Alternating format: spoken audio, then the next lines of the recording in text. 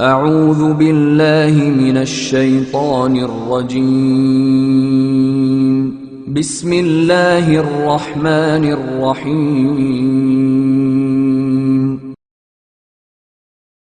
Clearly, Dr. Zakir, it's going to be difficult for us to discuss all of the common errors made by Muslims during the month of Ramadan in this one interview. But over the next 30 days, we will, inshallah, try to cover those issues. But could you just state or list the most grievous mistakes made by Muslims in the month of Ramadan? The most grievous amongst the errors in the first category, that is errors committed regarding the obligatory rules and regulations of fasting, is the most common is that Muslims many a times they don't do the niyyah for fasting. Intention is very important. Without niyyah, without intention, the fasting is not accepted. So making intention is obligatory. And we'll be discussing this, inshallah, in detail, inshallah, tomorrow. The second error is that many a times Muslims, even after the Fajr Azan has started, yet they continue eating. And they think that the end of Suhur time is only at the end of the Fajr Azan. In fact, the moment the Fajr Azan starts, the moment the beginning of dawn starts, the Suhur time ends. So this is an error which normally nullifies or invalidates the fast. The third error in the first category is that many people, they delay paying their Zakatul Fitr. And many times they pay after the Eid al-Fitr Salah. If we pay the Zakatul Fitr after Eid al-Fitr, then it is like normal charity. It does not come under the Zakatul Fitr. So these three are the most grievous in the first category. The common errors committed in the second category, that is errors that are contradicting the sunnah of the fasting, is number one, many people, they skip their suhoor. Some people, they have an early suhoor. That is, they have the suhoor 1 or 2 hours before the Fajr time. In fact, suhoor is a blessing. Every Muslim should have it. And the Prophet said, we should delay the suhoor as much as possible. We should have it till just before the Fajr time. The third mistake committed by Muslims in this category is that they delay opening their fast. They delay the iftar. And our Prophet ﷺ said that the people will be good as long as they hasten in breaking the iftar. That means immediately after sunset, they should break the iftar. The fourth common error in this category is that many Muslims, they read unauthentic dua during iftar. The most authentic dua, as far as iftar is concerned, is Zahab al-Zama, wa abtallati uruku, wa sabat al-arj, inshallah.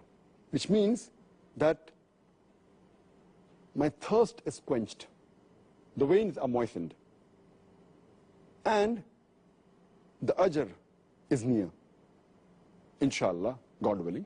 The reward is near, God willing.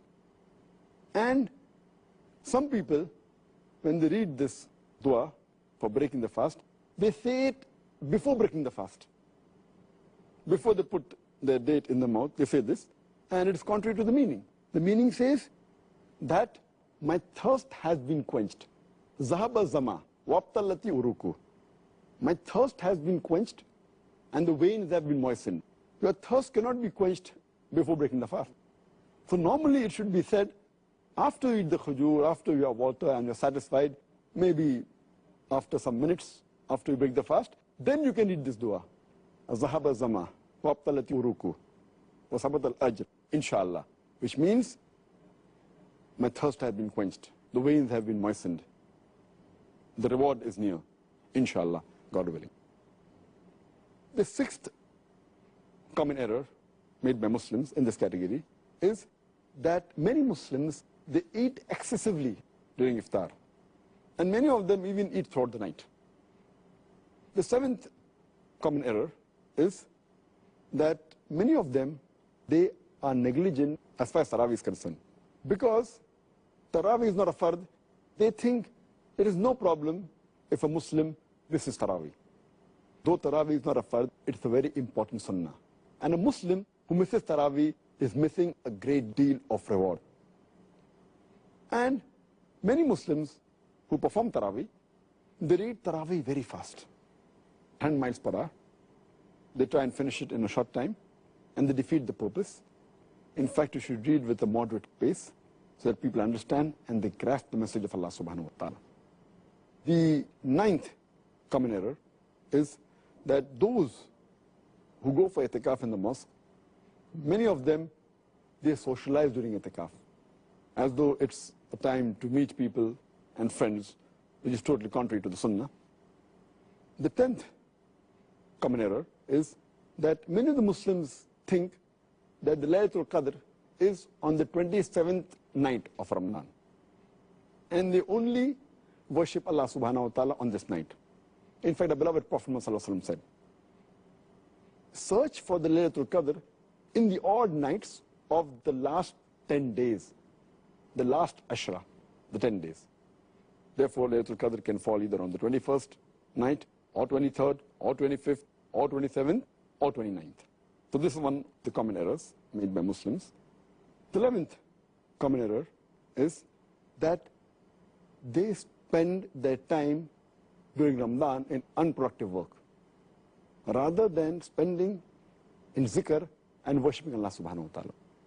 They should spend their time rather for offering, besides the compulsory salah, the nawafil, the voluntary salah, the sunnah salah. The 12th error made by the Muslims is that they should do dua. The 13th is they should ask for forgiveness. This is the month of forgiveness. 14th is they should read the Quran as much as possible to get the blessing of Allah subhanahu wa ta'ala. The 15th is that they fast and they keep themselves hungry, but basically they're not mentally prepared for that fast. And it is as though they're staying hungry. But the main purpose of fasting, to acquire taqwa, is not obtained. This was in brief regarding the second category.